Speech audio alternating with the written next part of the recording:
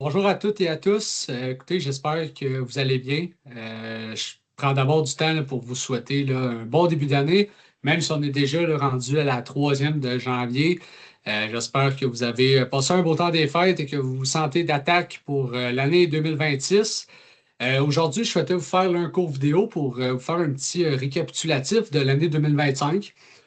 Puis en profiter également pour vous donner là, un petit peu ma vision là, pour l'année 2026. Comme on a pu le connaître, là, l'année 2025 a été marquée par plusieurs mouvements importants sur les marchés là, financiers, principalement dû, bon, d'abord à l'évolution des taux d'intérêt, également là, crise politique du côté des États-Unis avec Donald Trump. Ça a été assez volatile. Mais l'année 2025 a été là, très, très bonne pour les marchés boursiers nord-américains. Pour vous donner les grandes lignes, là, vous donner les grandes lignes là, bon, de performance annuelle des indices là, américains, le S&P 500 là, a fait autour de 17,4 là, sur l'année 2025. Le Nasdaq, lui, quant à lui, a fait 20,3. Tu as encore été très, très performant cette année, là, soutenu principalement par les titres technologiques.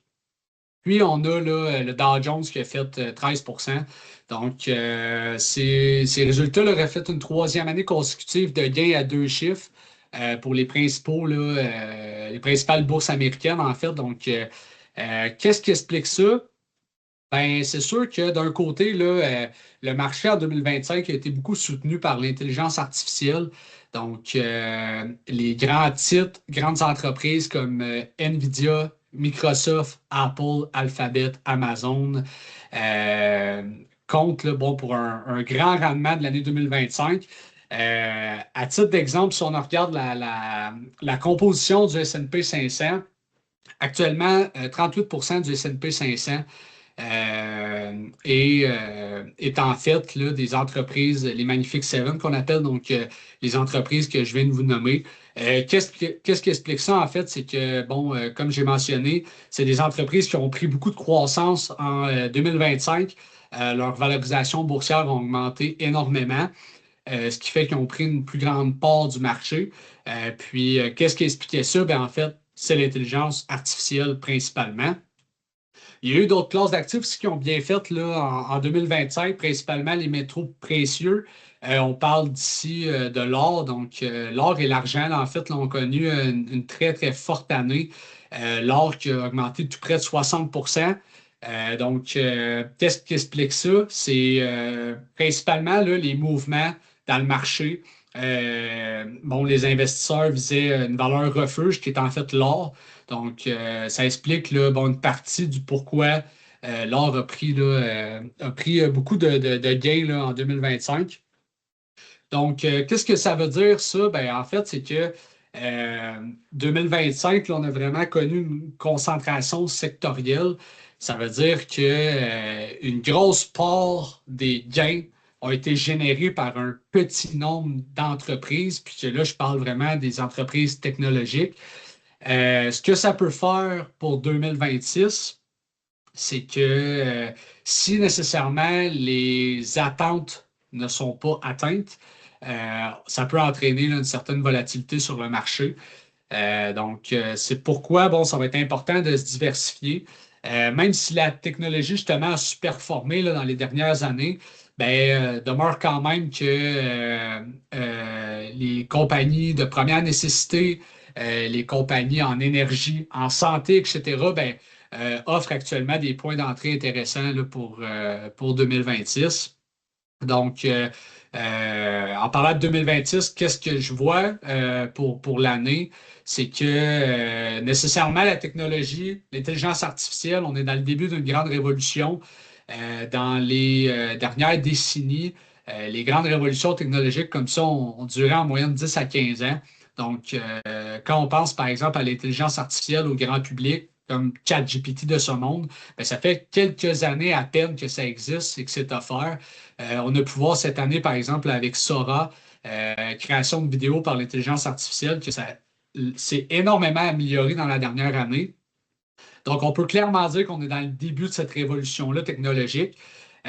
Donc, c'est sûr que dans les prochaines années à venir, dont 2026, ben, l'intelligence artificielle va demeurer un moteur de croissance important là, pour les marchés. Toutefois, plus que le temps va avancer, plus que les investisseurs vont chercher des résultats concrets plutôt que seulement là, un potentiel. Donc, il va falloir que l'investissement qui a été fait dans les entreprises, ben, que ça livre la marchandise tout simplement. Autre chose à surveiller en 2026, politique monétaire, donc l'assouplissement assouplissement monétaire, donc principalement là, au niveau de la Fed. Est-ce qu'on anticipe d'autres baisses de taux, etc.? Ça va être des éléments importants à surveiller pour l'année 2026, puis ça va sans doute influencer là, le marché comme ça l'a toujours fait à chaque décision. Puis, dernière chose ben, que je pourrais peut-être vous mentionner par rapport à 2026, c'est que avec cette croissance-là de la technologie, on connaît une certaine rotation sectorielle. Ce que ça veut dire, c'est que les investisseurs vont peut-être chercher à aller dans d'autres secteurs peut-être plus attrayants actuellement, parce que actuellement, la technologie a pris énormément de valeur. Les valorisations boursières sont énormément élevées. Donc, est-ce que ça va continuer de monter? Peut-être. Est-ce qu'il va peut-être avoir une correction? Peut-être. Ça prendrait une boule. Ça prendrait nécessairement, il faudrait voir dans l'avenir pour être capable de le deviner. Mais ce que ça va faire, c'est que les investisseurs vont nécessairement là, se diriger vers des entreprises qui, bon, nécessairement, qui ne s'impliquent pas dans la technologie. Donc, je parlais par exemple de première nécessité, de santé, d'énergie propre, infrastructure, etc. Donc, cette croissance-là qu'il y a eu avec la technologie pourrait effectivement entraîner là, de la volatilité si nécessairement les bénéfices ne suivent pas. Donc, qu'est-ce que ça veut dire concrètement pour vous, mes clients?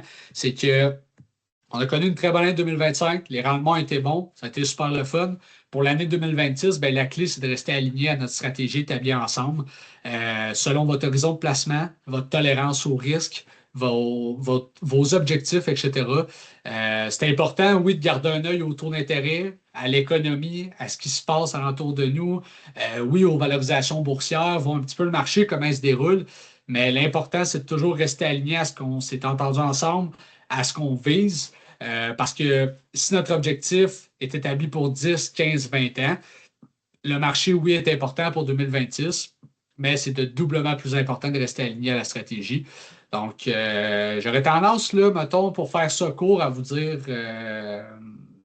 ce bref résumé-là, en fait, là, que 2025 était une bonne année. 2026 va être une année encore très volatile, mais de rester aligné, ça va être la meilleure stratégie pour vous. Puis, avant de finir, ben, je vous rappelle qu'on est en pleine période REER. La période REER, là, c'est un moment parfait pour se questionner à propos de ses finances personnelles, de revoir, à optimiser sa situation financière, revoir à se questionner, etc. Donc, que ce soit pour cotiser, optimiser vos REER, revoir votre plan de retraite, simplement faire un bilan global, donc voir bon, comment votre portefeuille a performé dans l'année 2025, comment on peut optimiser l'année 2026, voir ce qui s'en vient, etc. Est-ce qu'on peut réajuster votre portefeuille en fonction de vos objectifs? C'est toutes des choses là, qui sont pertinentes de faire en début d'année comme celle-là. Puis, également, si vous avez d'autres projets en tête, je tiens à le rappeler, sachez que je suis là pour vous accompagner. L'expérience en affaires, en immobilier. Je peux aussi vous aider à réfléchir sur différents projets entrepreneuriaux, des acquisitions immobilières. Vous souhaitez que j'évalue si c'est une bonne décision ou pas, je peux le faire pour vous. Toute autre décision importante à long terme qui pourrait influencer votre situation financière, je suis également là pour vous accompagner. Donc, l'objectif, oui, bon, c'est du rendement, c'est important, toujours être important, mais c'est surtout d'avoir une vision claire de où est-ce qu'on s'en va, de structurer le plan, puis que ce soit cohérent avec nos objectifs. C'est vraiment ça qui est le plus important. Donc, je vous invite à me contacter pour une rencontre. Vous allez trouver dans le courriel suivant là, le lien qui mène directement à mon agenda pour prendre rendez-vous. Donc, vous pouvez simplement cliquer sur le lien, sélectionner le moment qui vous convient le mieux. Si vous souhaitez seulement faire une révision de votre portefeuille, voir comment a été l'année 2025, je vous invite à sélectionner une plage de 30 minutes. Puis si vous avez des questions, vous souhaitez vraiment qu'on réanalyse le dossier, etc., je vous invite à prendre une rencontre de 1 heure. Donc, écoutez, je vous remercie encore pour votre confiance. J'ai très hâte de discuter avec vous là, pendant l'année 2026.